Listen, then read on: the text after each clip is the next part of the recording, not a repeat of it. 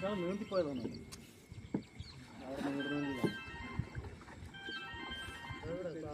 വാതിനുള്ളിൽ പോയി ഈ വാതിൽ അതിൽ പോയി അവിടെ നീന്തിട്ടാണ്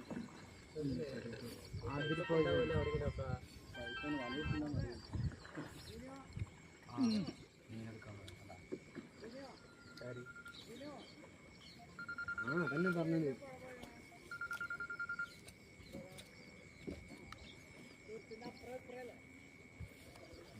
പൊള്ളിച്ചാണ് മറ്റാളും വേണ്ടി പോകുന്നുണ്ട് കത്തി കണ്ടുപോകുന്നു കത്തി അവരെപ്പോഴും ആയുധം കൈ വെക്കുന്നുണ്ടല്ലോ വല വെച്ച് ഡാമിന്റെ വലയിലുള്ള മീൻ കൊടുക്കാലോ